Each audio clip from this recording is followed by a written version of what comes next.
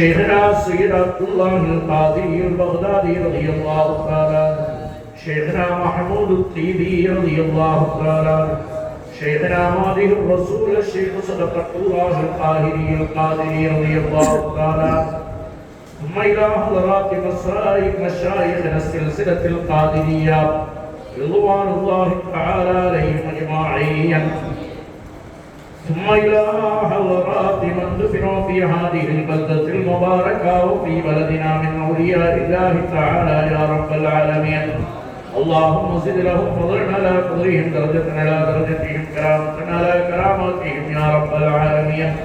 اللهم انفعنا بعلومهم وبارك لنا بمددهم، واشف أمراضنا وأمراض مولانا بكراماتهم، وادفع بلياتنا وبلياتهم وارحم موتانا يا رب العالمين. اللهم بارك لنا في امورنا، خصوصا في امرنا هذا بركة تامة كما باركت على عبادك الصالحين. ربنا اغفر لنا ولوالدينا، رب ارحمهما كما ربياني صغيرا. ربنا هب لنا من ازواجنا وذرياتنا قرة اعين واجعلنا للمتقين اماما. اللهم انا نسالك الصحة والعفة وحسن الخلق والرضا بالقدر يا رب العالمين. ربنا اتنا في الدنيا حسنة وفي الآخرة حسنة وقنا عذاب النار. ربنا تقبل منا انك انت السميع العليم، وتب علينا انك انت التواب الرحيم. صلى الله تعالى على خير خلقه سيدنا محمد وآله وصحبه أجمعين. سبحان ربك رب العزة عما يصفون وسلام على المرسلين والحمد لله رب العالمين. سبحان ربك رب العزة عما يصفون وسلام على المرسلين والحمد لله رب العالمين. آمين آمين بفضل سبحان ربك رب العزة عما يصفون وسلام على المرسلين والحمد لله رب العالمين. صلى الله على محمد صلى الله عليه وسلم، صلى الله على محمد صلى الله عليه وسلم، صلى الله على محمد يا رب صل عليه وسلم.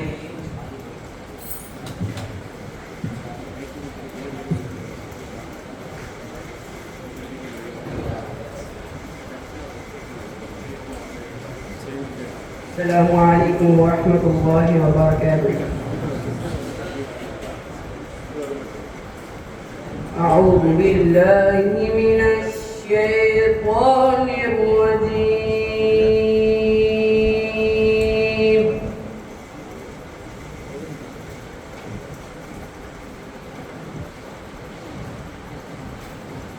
بسم الله الرحمن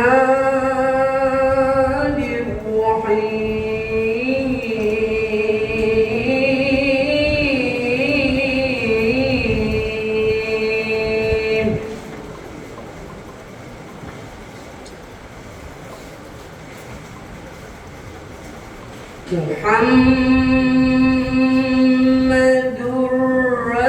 رسول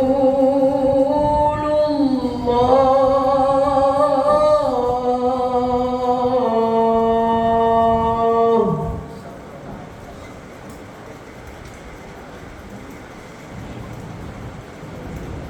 والذين معه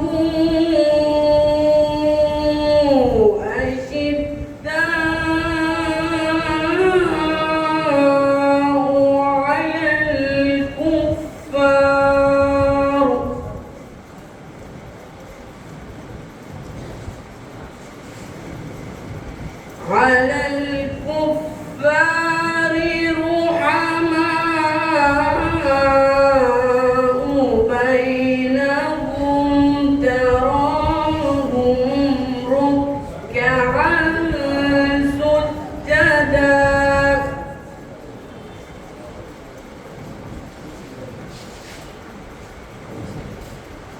سجدا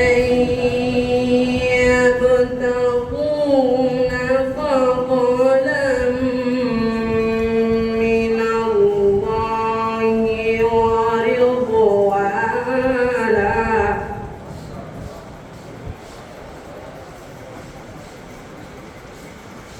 سيما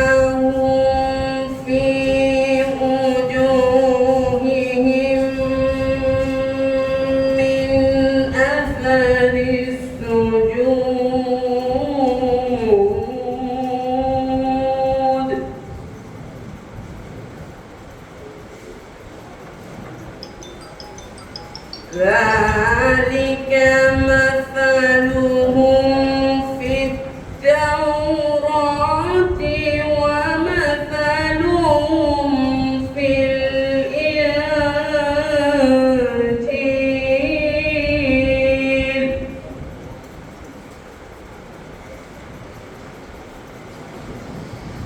كزرع أخرج شطأه فآزره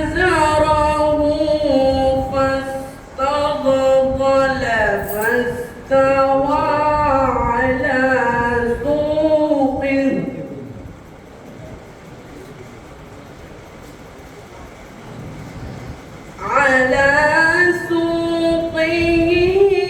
يعجب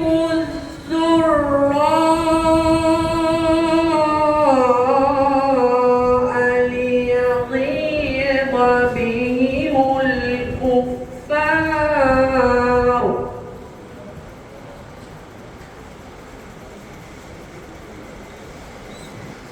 وعد الله الذين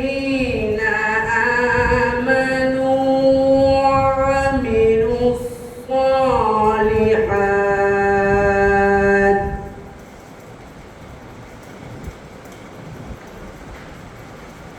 وعملوا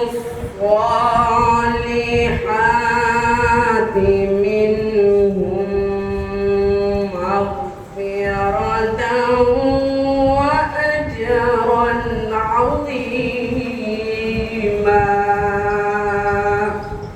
صدق الله العظيم وصدق رسوله النبي الكريم ونحن على ذلك من الشاهدين والشاكرين والحمد لله رب العالمين. السلام عليكم ورحمة الله وبركاته.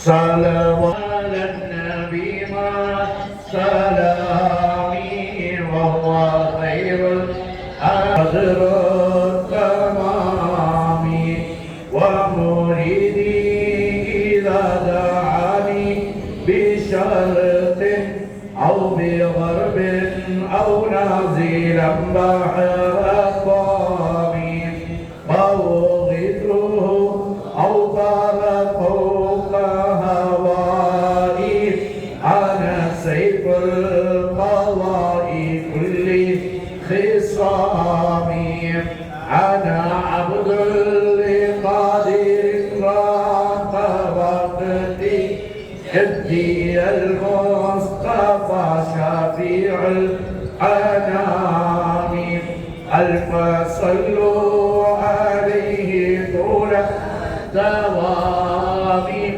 بالبواكر وبالعشير ظلامي صلواتي على النبي السلامي وهو خير الأنام بدر التمام.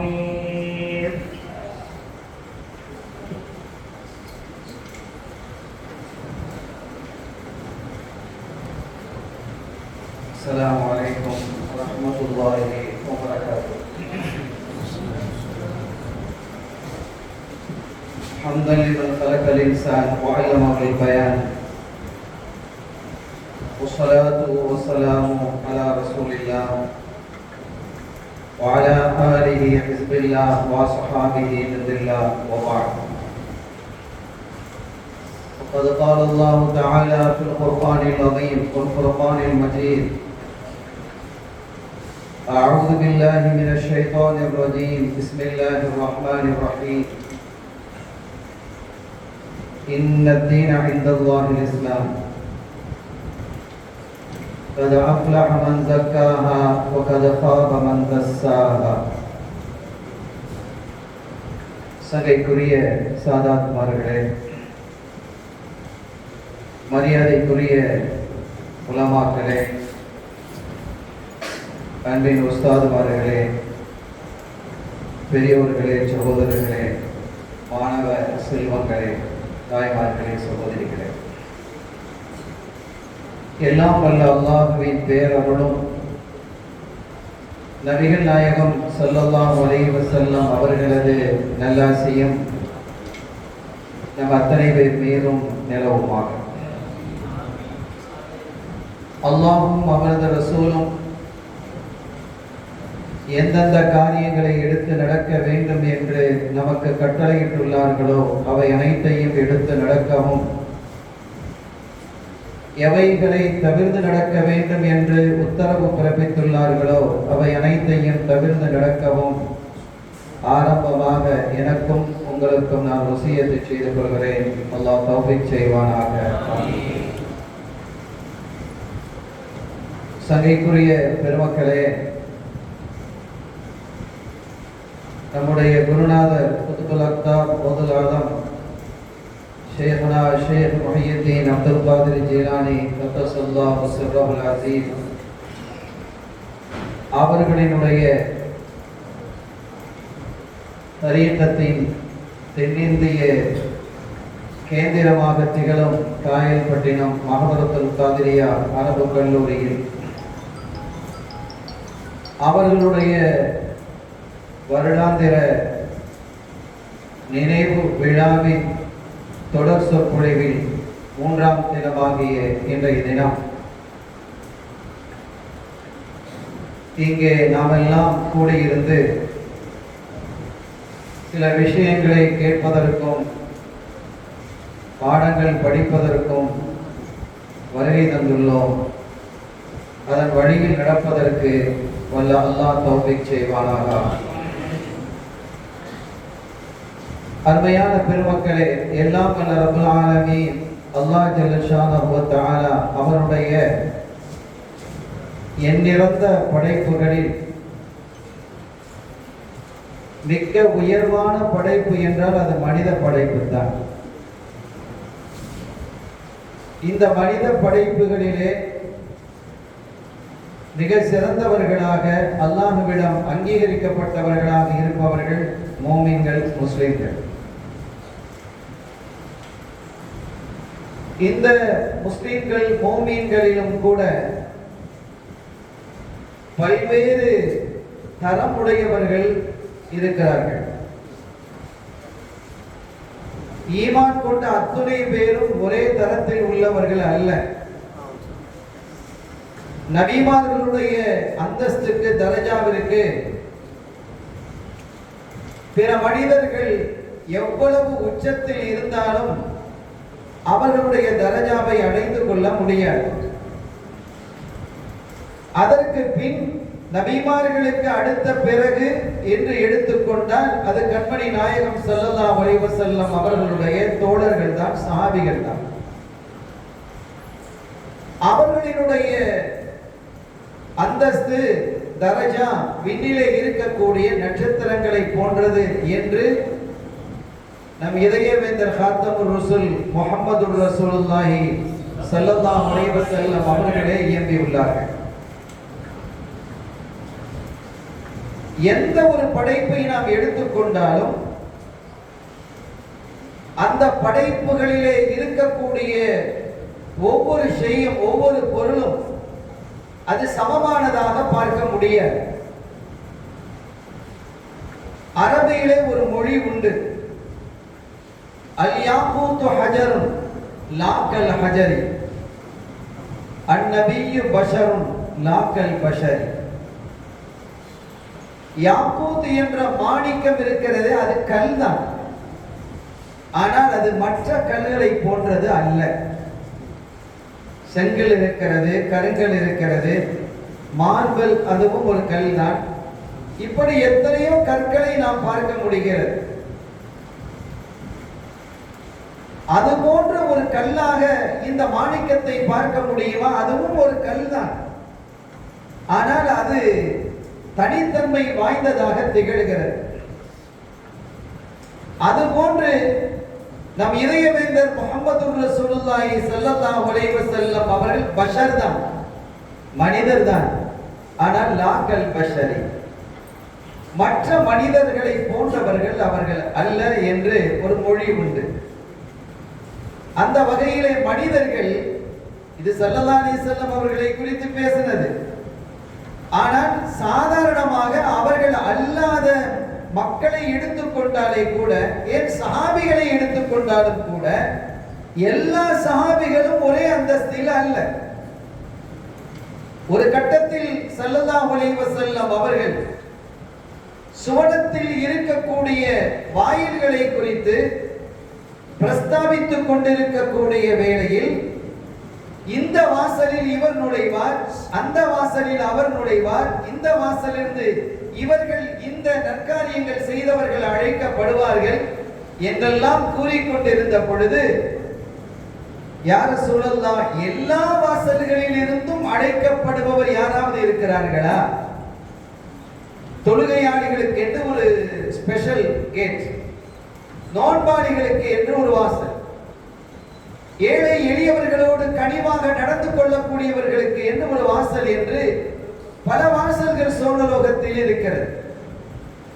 இப்படி அனைத்து வாசல்களில் இருந்தும் அழைக்கப்படுபவர் யாராவது இருக்கிறாரா என்று கேட்ட பொழுது, அது கேட்டது சித்திக் நாயகம் ரலியல்லாஹு தஆலா அன்ஹு. அபூபக்கரே, அப்படி அழைக்கப்படுபவராக நீங்கள் இருப்பீர்கள் என்று நான் கருதுகிறேன், நீங்கள் இருக்க வேண்டும் என்று நான் விரும்புகிறேன் என்பது போன்ற வார்த்தையை அருள் நபி ஸல்லல்லாஹு அலைஹி வஸல்லம் அவர்கள் குறிப்பிடுகிறார்கள். ஆக இங்கே அந்த இடத்திலேயே நமக்கு புரிகிறது, எல்லா அத்துணை சஹாபிகள் கூடி இருக்கக்கூடிய இடத்தில் சித்திக் நாயகத்தை மட்டும் அப்படி சொல்கிறார்கள்.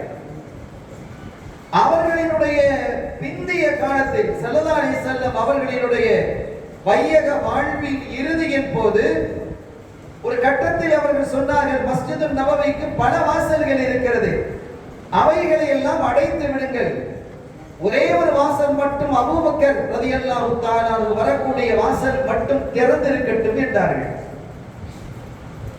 ஆக இங்கிருந்து அது ஒரு தனித்தன்மை வாய்ந்தது என்று புரிய முடிகிறது. அதுபோன்று உமர் ரலியல்லாஹு தஆலா அவர்களை குறித்து பேசும் பொழுது, எனக்கு பிறகு நபி இல்லை, நபி வரமாட்டாங்க, அப்படி வருவதாக இருந்தால் அது உமராகத்தான் இருக்கும் ரலியல்லாஹு தஆலா. அப்ப இந்த அந்தஸ்து, ஏனெனில் உமரினுடைய நாவிலே அல்லாஹ் பேசுகிறான் என்று குறிப்பிட்டார்கள். இப்படி ஒவ்வொரு சஹாபியும் ஒரு தனித்தன்மை வாய்ந்தவர்களாக இருக்கிறார்கள். அவர்கள் எல்லோரும் அந்தஸ்தில் ஒன்றானவர்கள் அல்ல, ஆனால் அல்லாஹ்விடத்தில் அத்தனை பேரும் பொருந்திக் கொள்ளப்பட்டவர்கள். அது குர்ஆன் பேசும். அந்த வகையிலே உலகத்திலே இருக்கக்கூடிய கற்கள் கூட வித்தியாசப்படுகிறது. எந்த பொருளை நீங்கள் பறவையை எடுத்துக்கொண்டாலும் கடல்களை எடுத்துக்கொண்டாலும் கூட அவைகளிலும் பல வித்தியாசங்களுக்கு நிறத்தால், டென்சிட்டியால், அடர்த்தன்மையால், இவைகளில் அது வித்தியாசப்படுகிறது. இதே போன்று மனிதர்களிலும் வித்தியாசம் இருக்கிறது என்றாலும், இப்போது நம்முடைய தலைப்புக்கு தகுந்தவாறான ஒரு செய்தி என்னவென்றால், முஸ்லிம்களாக மூமீன்களாக இருக்கக்கூடியவர்கள் ஒரே அந்தஸ்தில் உள்ளவர்கள் அல்ல. நாம் தொழக்கூடிய 2 ரக்காத்துக்களும் சாலிஹீன்கள் தொழக்கூடிய 2 ரக்காத்துக்களும் ஒன்றானது அல்ல. இந்த இரண்டுக்கும் இடையிலே வித்தியாசம் இருக்கிறது. இமாம் புகாரி ரஹ்மத்துல்லாஹி அலைஹி அவர்கள் தொழுது கொண்டிருக்கிறார்கள். ஒரு குழவி அவர்களை கொட்டுகிறது, வேதனை எடுக்கிறது. ஆனாலும் அசையாமல் இறையச்சத்தில் அவர்கள் தொழுது முடித்தார்கள்.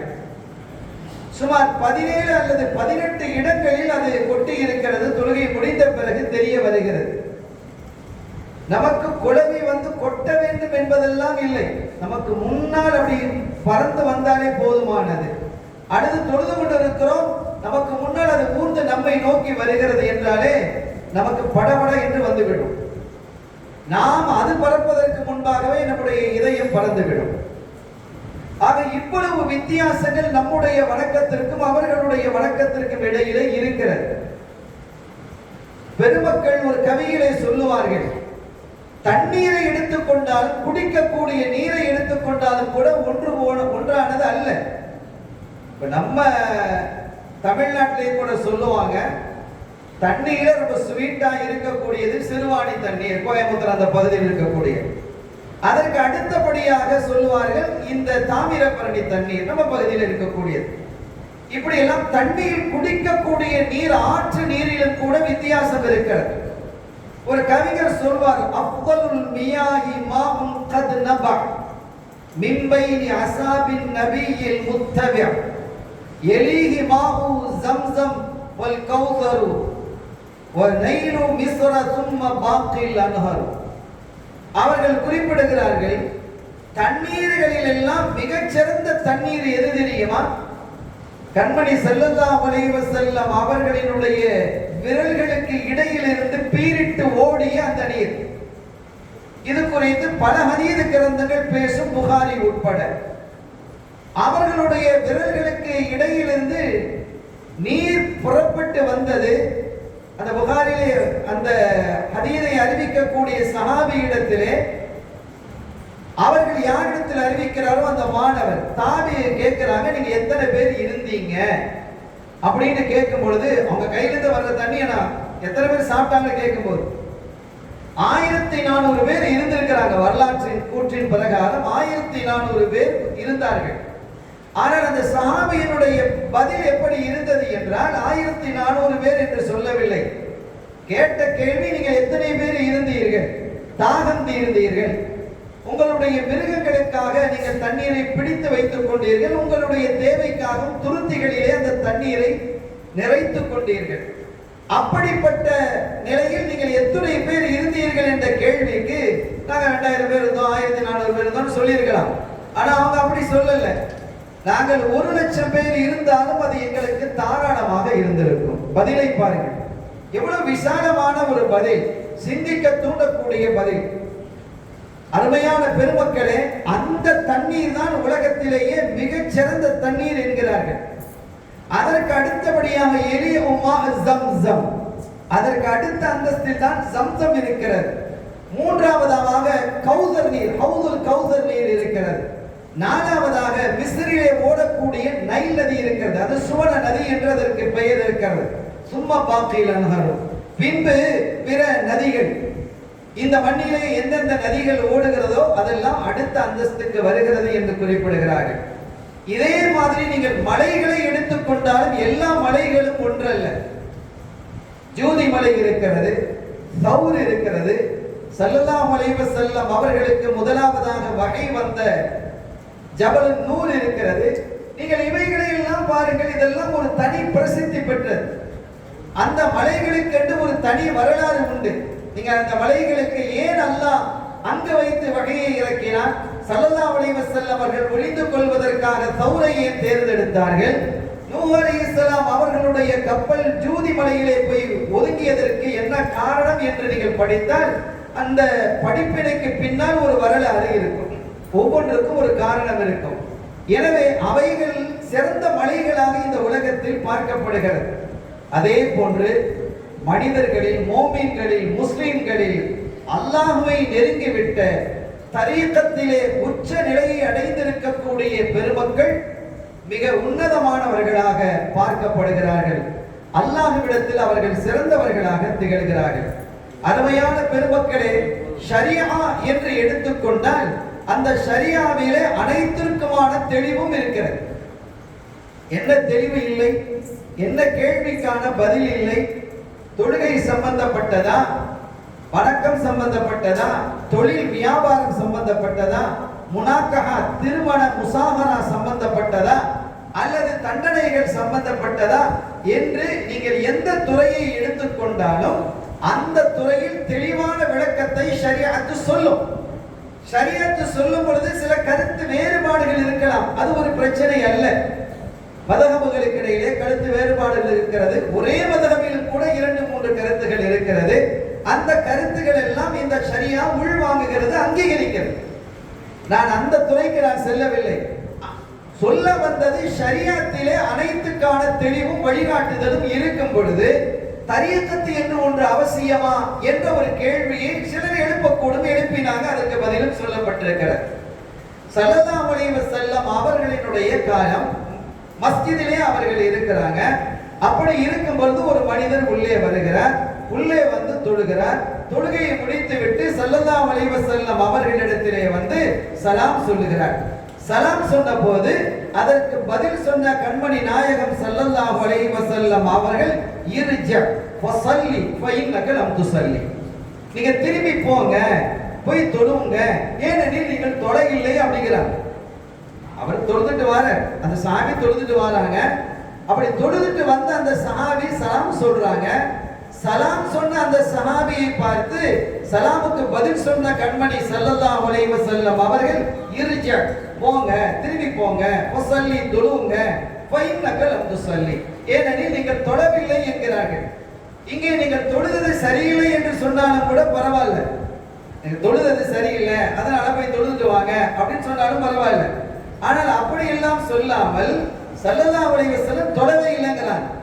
அந்த சஹாபி திரும்பி போறாங்க, தொழுவுறாங்க, திருப்பி வர்றாங்க, சலாம் சொல்றாங்க. சலாமுக்கு பதில் சொன்ன ஸல்லல்லாஹு அலைஹி வஸல்லம் இர்ஜா ஃபஸல்லி ஃபஇன்னக லம் துஸல்லி, போங்க, தொழுங்க, நீங்க தொழல அப்படிங்கிறாங்க.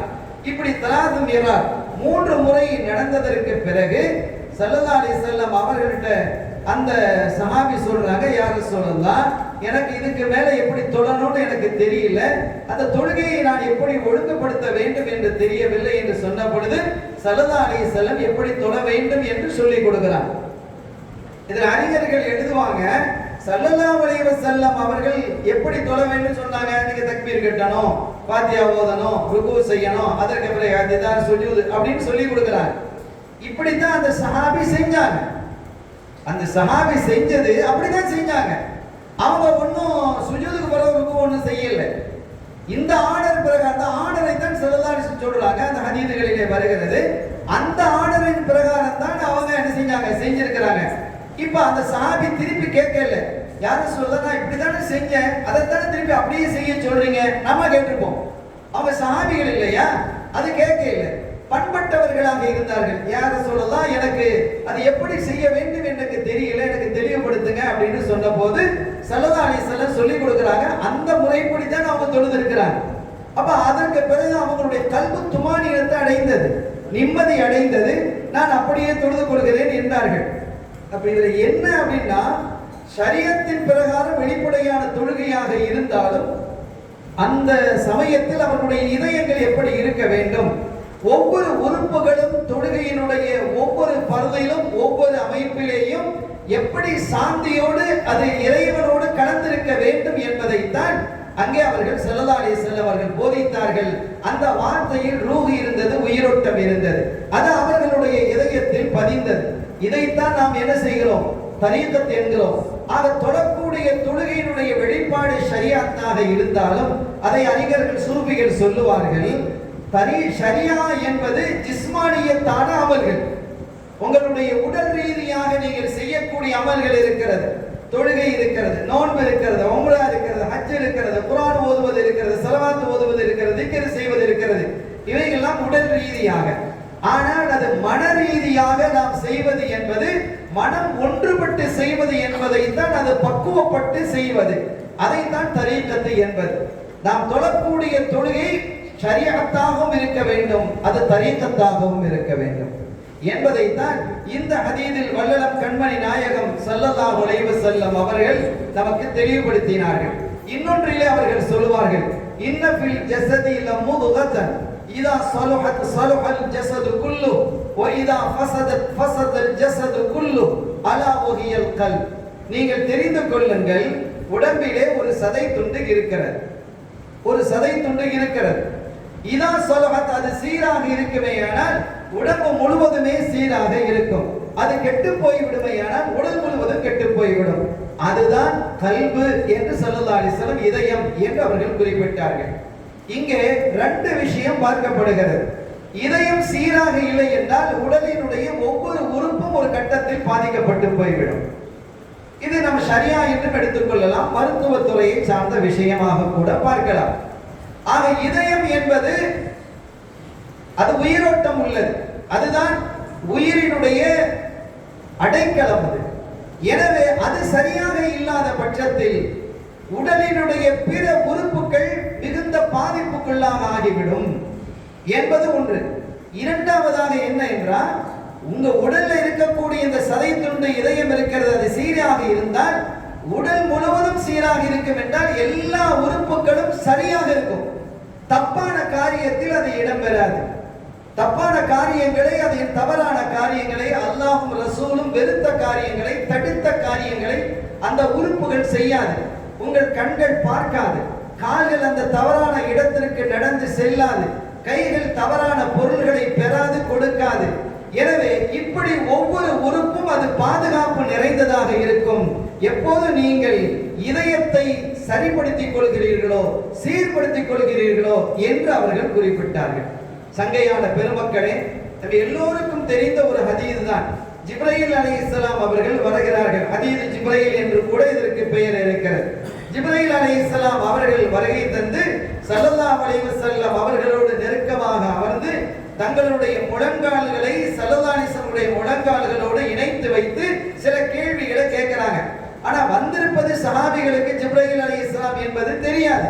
யாரோ ஒரு நபர் வந்திருக்கிறாங்க அப்படின்னு நினைச்சுக்கிட்டாங்க. பின்னால்தான் ஸல்லல்லாஹு அலைஹி வஸல்லம் வந்தது யாரு தெரியுமா? ஜிப்ரீல் உங்களுக்கு உங்களுடைய தீனை கற்றுக் கொடுப்பதற்கு வந்தாங்கன்னு சொல்றாங்க. வந்தவர்கள் என்ன கேட்கிறாங்க அப்படின்னு கேட்டா சில கேள்விகள். அதுல ஈமான்டா என்ன, இஸ்லாம்டா என்ன அப்படின்னு கேட்கிறாங்க. அதுல ஒரு கேள்வி மல் இஹ்சான், இஹ்சான் என்றால் என்ன என்று கேட்கிறாங்க. அப்ப கேள்வி கேட்கிறது ஜிப்ரீல் அலைஹிஸ்ஸலாம். ஸல்லல்லாஹு அலைஹி வஸல்லம் பதில் சொல்றாங்க, அன்தஷல்லாஹ கஅன்னக தராஹு ஃபஇல்லம் தரஹு ஃபஇன்னஹு யராக. இது பலவிதமான ரிவாயத்துகள் வருது. அதுல ஒரு ரிவாயத், அன்தஷல்லாஹ, நீ அல்லாஹ்வை அஞ்சுவது. எப்படி அஞ்சுவது? கஅன்னக தராஹு, நீ அவனை பார்ப்பது போன்று. இப்போ ஒரு தவறு ஒருத்தன் செய்ய போறான்னு வைங்க, 4 பேருக்கு மத்தியில் அவன் செய்வானா? செய்ய மாட்டான். சில பேருக்கு தவறு செஞ்சு பழகி பழகி பழகி அது தவறுன்றே தெரியறது இல்லை, அது மக்கள் மத்தியிலேயே செய்ய துணிந்துருவான். அது பாவத்தினுடைய உற்சாகம், பாவமாக மாறி போனவன். சாதாரணமாக ஒரு இருக்கக்கூடிய ஒரு மனிதன் சில தவறுகளை என்ன செய்ய மாட்டான்? செய்ய மாட்டான். அப்படி செய்வதாக இருந்தால் யாருடைய கண்ணிலும் படாமல் மறைந்து செய்வான். அப்ப அவனுடைய உள்ளத்துல ஒரு அச்சம் லேசா கொஞ்சமாவது இருக்குது அப்படின்னு தான் அர்த்தம். மனிதர்களுக்கு பயப்படுறான். நாம் செய்யக்கூடிய தவறுகளை நம்முடைய மனைவி பார்த்து விடக்கூடாது என்று நினைக்கிறோம். நம்முடைய பிள்ளைகள் பார்த்து விட்டால் என்ன ஆகும்? பொதுமக்கள் பார்த்து விட்டால் என்ன ஆகும்? அசிங்கப்பட்டு போய் விடுவோமே, கலங்கப்பட்டு போய் விடுவோமே, அவமானப்பட்டு போய் விடுவோமே என்று நாம் பயப்படுவது இல்லையா? ஆனால் சாதாரணமான மனிதர்களுக்கே இப்படி நாம் அஞ்சுவது என்று இருக்கும் பொழுது, மனிதர்களை படைத்த ரப்பாகிய ரப்புல் ஆலமீன் அல்லாஹ்வுக்கு அவன் அஞ்சக்கூடியவனாக அவன் இருப்பான். அப்படி இருப்பதுதான் இஹ்சான் என்கிறார். அல்லாஹ் அவனை பார்த்துக்கிட்டு இருக்கிறான். அல்லாஹ் பார்க்கிறான் தானே, அல்லாஹ் பார்த்துக்கிட்டு இருக்கிறான். நாங்க குர்ஆன் பார்த்து ஓதக்கூடிய சமயத்துல எங்களுடைய உஸ்தாத் என்ன செஞ்சாங்க? ஒரு கதையை சொன்னாங்க. ஒரு உஸ்தாத் இருந்தாங்க, ஒரு ஷேக் இருந்தாங்க. அவங்களுக்கு ஒரு பிள்ளை மேல, மாணவர்கள் ஒருவர் மேல கூடுதல் பிரியம் இருந்தது. இதனால மற்ற மாணவர்களுக்கு கொஞ்சம் ஹசத் வரும், இயல்பு தானே. ஒரு உஸ்தாத் தன்னுடைய பிள்ளைகளிலேயே சில காரணங்களுக்காக சில பிள்ளைகளை நேசிப்பது உண்டு. இது இயல்பானது, இது மார்க்கத்தில் அங்கீகரிக்கப்பட்டது. ஸல்லல்லாஹு அலைஹி வஸல்லம் கேட்கிறாங்க சஹாபிகள், யார சொல்லலாம் உங்களுக்கு பிரியமானவர் யார் என்று கேட்கும் பொழுது அபூபக்கர் சொல்லலையா, ஆயிஷான்னு சொல்லலையா, ரலியல்லாஹு தஆலா அன்ஹுமா. அப்படி ஒரு பிரியம் இருப்பது. ஏன் 2 மனைவி இருந்தால் அந்த 2 மனைவியில் ஒரு மனைவியின் மீது கூடுதல் பிரியம் இருப்பது தவறில்லை. இது கல்வி பிரியம் என்பது அல்லாஹ்வோடு சம்பந்தப்பட்டது. கல்வி பியதி, இறைவா என்னுடைய இதயம் உன் கையில் இருக்கிறது என்றார்கள் ஸல்லல்லாஹு அலைஹி வஸல்லம். ஆக இது ஒன்றும் தவறான ஒரு விஷயம் அல்ல. ஒரு உஸ்தாத் ஒரு மாணவரின் மீது கூடுதல் பிரியம் வச்சிருக்கிறார். அப்ப மற்ற மாணவர்களுக்கெல்லாம் அது கொஞ்சம் சங்கடமா இருந்தது. அதை புரிந்து கொண்ட உஸ்தாத் அவர்கள் என்ன செஞ்சாங்க? ஆளுக்கு ஒரு கத்தியும் கொடுத்து ஒரு கோழியும் கொடுத்து, யாரும் பார்க்காத இடத்துல போய் நீங்க என்ன செஞ்சுட்டு வாங்க, அந்த கோழியை அறுத்துட்டு வாங்கன்னு சொல்ல ஆளுக்கு ஒரு முக்குக்கு போனாங்க மக்கள். போய் மாணவர்கள் போய் கோழி அறுத்துட்டு வந்தாங்க. இந்த ஒரு பிள்ளை மட்டும் திரும்பி வந்துட்டான். அவன் ஏடா இருக்கையில கேட்கும்போது, நான் போன இடம் எல்லாம் இறைவன் பார்த்து கொண்டிருக்கிறான் என்று சொன்னதாக ஒரு தகவலை நாங்கள் குர்ஆன் பார்த்து ஓதக்கூடிய சின்ன வயசுல எங்க உஸ்தாத் சொல்லி தருவாங்க. குறித்திருப்பள்ளியினுடைய இமாமாக இருந்த ஷேக் அப்துல்லா உஸ்தாத் அவர்கள், அவங்க சதுக்கத்துல தான் கல்யாணம் முடிச்சிருந்தாங்க. அப்ப அப்படிப்பட்ட அந்த கதைகளை சொல்றது ஞாபகத்திற்கு வருகிறது. ஆக இறைவன் பார்க்கிறான் என்ற அந்த சிந்தனை ஒருவருக்கு வந்து விடுமே, ஆனால் அது இஹ்சான். அவர் தரிசனத்தினுடைய பாதையிலே, அந்த ராஜபாட்டையிலே அவர் நடக்க துவங்கி விட்டார் என்பதுதான் அர்த்தம். ஃபஇல்லம் தரஹு, நீ அவனை பார்க்கவில்லை என்றாலும், ஸல்லல்லாஹு அலைஹி வஸல்லம் சொல்றாங்க, நீ அவனை பார்க்கவில்லை என்றாலும் ஃபஇன்னஹு யராக, அவன் உன்னை பார்த்து கொண்டிருக்கிறான் என்ற செய்தியை ஸல்லல்லாஹு அலைஹி வஸல்லம் அவர்கள் குறிப்பிடுகிறார்கள். இதுதான் தரீகத்தினுடைய அடிப்படை. இந்த சிந்தனை வந்துவிடுமையானால் சிறிய பாவங்கள் பெரிய பாவங்கள் அனைத்தை விட்டும் இறைவனுக்கு எது விருப்பம் இல்லையோ, ஷரியத் எதை விரும்பவில்லையோ, ஸல்லல்லாஹு அலைஹி வஸல்லம் அவர்கள் எதை விரும்பவில்லையோ அதையெல்லாம் என்ன செஞ்சிருவாங்க, விட்டுருவாங்க. இந்த ஹதீஸுக்கு விளக்கம் சொல்லக்கூடிய சூஃபிகள் வேறு கூடுதலான விளக்கங்களை சொல்லுகிறார்கள். நான் அந்த தூரத்திற்கு நான் செல்லவில்லை. ஆனாலும் அவர்கள் ஒன்றை சொல்லுகிறார்கள், நீ அல்லாஹ்வோடு இருந்து கொண்டிருக்கிறாய், அல்லாஹ்வை விட்டு நீ பிரியக்கூடாது. உன்னுடைய பார்வை அல்லாஹ் உன்னை பார்த்து கொண்டிருக்கிறான் என்ற எண்ணத்திலேயே உன்னுடைய முழு வாழ்க்கையும் இருக்க வேண்டும் என்பதை தஸவ்வுஃப்வாதிகள் என்ன செய்வாங்க, சொல்லிட்டு அடுத்த ஒன்றை சொல்லுவார்கள். இதன் வாயிலாக நீ யாரையெல்லாம் சந்திக்கிறாயோ அல்லது யாரெல்லாம் உன்னை சந்திக்கிறார்களோ அவர்களை எல்லாம் அல்லாஹ்வின் பக்கம் திருப்பி விடுவது என்பது உன் மீது தார்மீக கடமை என்று அவர்கள் பேசுவார்கள். அல்லாஹ் பக்கம் என்ன செஞ்சணும், திருப்பிடணும். ஃபஃபிர்ரு இலல்லாஹ், அல்லாஹ் சொல்கிறான், அல்லாஹ்வின் பக்கம் நீங்க வேகமா போங்க. வதபத்தல் இலைஹி, அவனாய் நோக்கி நீங்கள் விரைந்து செல்லுங்கள் என்றெல்லாம் குர்ஆன் பேசுகிறது. வானீபு இலா ரப்பிக்கும், உங்களுடைய இறைவனின் பக்கமாக நீங்கள் விரையுங்கள், சாய்ந்து செல்லுங்கள், அவனிடத்திலே சரணடையுங்கள் என்கிறது. இந்த சரணடையக்கூடிய நிலை எப்போது வருகிறதோ அவர் தரீக்கத்திலே உச்ச நிலைக்கு வந்து விடுகிறார். வேறு ஒரு தரஜாவுக்கு, தரீக்கத்திலேயும் பல தரஜாக்கள் இருக்கிறது. துவக்க சஹாபிகள்லையும் இப்படி சஹாபி, இரண்டாம் கட்ட சஹாபி, மூணாம் கட்ட சஹாபி இருக்கிறாங்க இல்லையா, குலபா அவுல் அர்பா இருக்கிறாங்க. அவங்களுடைய நிலை வேறு. அதுக்கு பிறகு அஷ்ரத்துல் முபஷ்ஷரா, அதற்கு பிறகு மற்ற பதில் சஹாபிகள் என்று அந்த தரங்கள் வருவது போன்று இந்த தரீக்கத்திலே ஈடுபடக்கூடிய அஹ்லுத் தரீக் இருக்கிறாங்க இல்லையா, அவர்களுடைய நிலைகளும் வித்தியாசப்படுகிறது. ஒவ்வொரு நிலைக்கு வரும் பொழுதும் அல்லாஹ்வை அவர்கள் கூடுதலாக நெருங்கிக் கொண்டிருப்பார்கள். அல்லாஹ்விலேயே ஒரு உச்சகட்டத்தினுடைய நிலை சொல்வார்கள், அல்லாஹ்விலேயே தன்னை அழித்துக் கொள்வது, அல்லாஹ் என்றே தன்னுடைய முழு உயிரையும் மூச்சையும் கொடுப்பது, அந்த நிலைக்கு வரக்கூடியவர்கள் தான் தரீக்கத்தினுடைய உச்ச நிலையில இருக்கக்கூடியவர்கள் என்று அவர்கள் குறிப்பிடுவார்கள். இறைவனுடைய அந்த அன்பை முழுமையாக பெற்றுக்கொள்ளக்கூடியவர்களாக, இறை நேசத்தின் மீது நேசம் கொண்டவர்களாக அவர்கள் திகழ்வார்கள். ஸல்லல்லாஹு அலைஹி வஸல்லம் ஒரு துஆ செய்றாங்க, அல்லாஹும்ம ஜஅல் ஹுப்பக அஹப்பு இலைய மின் சம்இ வ பஸரி வ மினல் மாஇல் பாரித் அப்படிங்கறாங்க. இறைவா, என்னுடைய கேள்வி, என்னுடைய பார்வை, இன்னும் மதுரமான நீர். இந்த பாருங்க, இப்போ 3 விஷயம் அங்க குறிப்பிடுறாங்க. எனக்கு நீ பிரியமானவனா ஆயிடணும், எனக்கு நீ பிரியமானவனா ஆயிடணும், நான் உன்னை ரொம்ப நேசிக்கணும், எனக்கு மிகுந்த நேசமுடையவனாக நீ இருக்க வேண்டும், நீ இருக்க வேண்டும் ரப்பே. எதை விட தெரியுமா, மின் சமழி, என்னுடைய கேள்வியை விட, நான் காதுல கேட்கிறேன்ல, இந்த கேள்வியை விட, ஓ பஸரி, என்னுடைய பார்வையை விட என்று சொல்லிவிட்டு மூன்றாவதாக ஒன்றை சொல்லுகிறார்கள், ஒமினல் மாஇல் பாரித், குளிர்ந்த நீரை விட, தாகம் தீர்க்கக்கூடிய மதுரமான குளிர்ந்த நீரை விட எனக்கு நீ பிரியமானவனாக இருக்கணும் அப்படின்னு ஸல்லல்லாஹு அலைஹி வஸல்லம் அவர்கள் அல்லாஹ்விடத்திலே முறையிடுகிறார்கள். உலகத்துல தண்ணீரை விட சிறந்த ஒரு உணவு இல்லை. தண்ணீரை விட சிறந்த உணவு இருக்கா? இல்லை. யாரும் விரும்பும் உணவு ஒன்று மட்டும் என்றால் அது தண்ணி தான். சில பேருக்கு எனக்கு பால் சரி வராது, அலர்ஜி, பால் குடிக்க கூடாது டாக்டர் சொல்லிட்டாரு, பால் வேணாம், சர்பத்து வேணாம், கோழி இறைச்சி வேணாம், ஆட்டு இறைச்சி வேணாம், மாட்டு இறைச்சி வேணாம், பறவை இறைச்சி சாப்பிடக்கூடாது, இன்னென்ன காய்கறிகள் பூமிக்கு உள்ள விளையக்கூடியது சூடு மிகுந்தது, அதை சாப்பிடக்கூடாது, இதை சாப்பிடக்கூடாதுலாம் இருக்குது. சில பேருக்கு பிரியமும் இல்லாமல் இருக்கும். இது எனக்கு பிடிக்காது, இந்த உணவு நான் சாப்பிட மாட்டேன், அந்த உணவை சாப்பிட மாட்டேன் என்றெல்லாம் சொல்வது உண்டு. ஆனால் தண்ணீரை குடிக்க வேண்டாம் என்று எந்த மருத்துவரும் சொல்ல மாட்டார், தண்ணீர் எனக்கு பிடிக்காது என்று யாரும் சொல்ல மாட்டார். உலகத்திலேயே மிக அஃதலான ரிஸ்க் என்று எடுத்துக்கொண்டால் அது தண்ணீர் தான். அதை விட சிறந்த ஒன்று இல்லை. தண்ணீர் இல்லாமல் ஒரு மனிதன் அல்ல, எந்த படைப்பும் வாழ முடியாது. தண்ணீர் இல்லாமல் எந்த படைப்பும் வாழ முடியாது. எல்லா படைப்புகளும் தண்ணீரில் இருந்து தான் படைக்கப்பட்டிருக்கிறது. இப்படி எல்லாம் மனிதர்கள் ஆயாத்துகள் இருக்கிறது. அருமையான பெருமக்களே, இங்கே ஸல்லல்லாஹு அலைஹி வஸல்லம் அவர்கள் எப்படி குறிப்பிடுகிறார், ஒமினல் மாஇல் பாரித், குளிர்ந்த நிதானமான அந்த மதுரமான நீரை விட எனக்கு நீ மஹப்பத்தாக இருக்க வேண்டும், உன்னுடைய நேசத்தை என்னுடைய இதயத்தில் ஆக்கு என்று கேட்கிறார்கள் வல்லலம் கண்மணி நாயகம் ஸல்லல்லாஹு அலைஹி வஸல்லம் அவர்கள். இது குறித்து பல ஹதீதுகள் வருகிறது. ஒரு மனிதன் இறைவனை நெருங்க முடியும் எப்படி என்று சொன்னால் அவனுடைய ஃபர்லான இபாதத்துகளை கொண்டு, அதற்கு பிறகு நஃபிலான இபாதத்துகளை கொண்டு அவன் என்ன செய்கிறான்? இறைவனை நெருங்குகிறான். அப்படி அவன் நெருங்க இறைவன் அவனை நேசிக்கிறான். ஒரு கட்டத்தில் இறைவன் அவனை முன்னோக்கி வருகிறான்.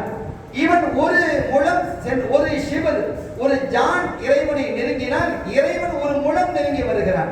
இவன் நடந்து சென்றால் இறைவன் விரைந்து வருகிறான். ஹர்வலா அவன் விரைந்து வருகிறான் என்றெல்லாம் ஹதீதுகளை நாம் பார்க்க முடிகிறது. ஒரு கட்டத்தில் அவனிடத்தில் பாவங்கள் என்னை பாவம் செஞ்சிருக்கிறான், ஆனா என்ன நோக்கி வர்றான். இப்ப என்ன நோக்கி வருகிறான்? அது இந்த பூமியின் அளவிற்கு நிறைந்த பாவங்களாக இருந்தாலும் கூட அவனை நான் என்ன செய்வேன்? மன்னித்து விடுவேன் என்கிறான் ரப்பு. ஆக இறைவனை நெருங்குவது என்பதுதான் தரீகத்தினுடைய அடிப்படை நோக்கம், அல்லாஹ்வை அடைந்து கொள்வது. ராபியாத்துல் பஸரியா ரலியல்லாஹு தஆலா அன்ஹா அவர்கள் ஒரு நாள் இரவு நடுநிசியிலே எழுந்து தங்களுடைய வீட்டினுடைய முகட்டிலே நின்று கொண்டு இறைவனை வணங்கிய பிறகு ஒரு பிரார்த்தனை செய்கிறார்கள். இறைவா, என்னை நீ நரகத்தில் போடுவதாக இருந்தால் போடு, நரகத்திலேயே போடு. என்ன சொர்க்கத்தில் அனுப்பணும் அது அதை பத்தி பிரச்சனை இல்லை. அப்பவும் எனக்கு நரகத்தில் போடு, எனக்கு அதை பத்தி பிரச்சனை இல்லை. நான் சொர்க்கவாதியா இருந்தாலும் என்ன நரகத்தில் போடு, எனக்கு நரகவாதியா இருந்தாலும் நரகத்தில் போடு. அவங்க சொல்றாங்க ராபியத்துல் பஸரியா ரலியல்லாஹு தஆலா அன்ஹா அவர்கள், அதை பத்தி எனக்கு கவலை இல்லை.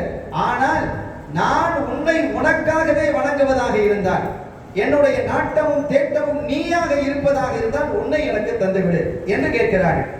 ஆக நான் உன்னை அடைய வேண்டும், உன்னை பார்க்க வேண்டும், உன்னுடைய ரிதா எனக்கு வேண்டும் என்பதுதான் இந்த சூஃபிகளினுடைய அஹ்லுத் தரீக்குகளினுடைய நோக்கமாகவும் சிந்தனையாகவும் தேட்டமாகவும் இருந்தது என்பதை இந்த செய்திகள் நமக்கு புலப்படுத்தி காட்டும்.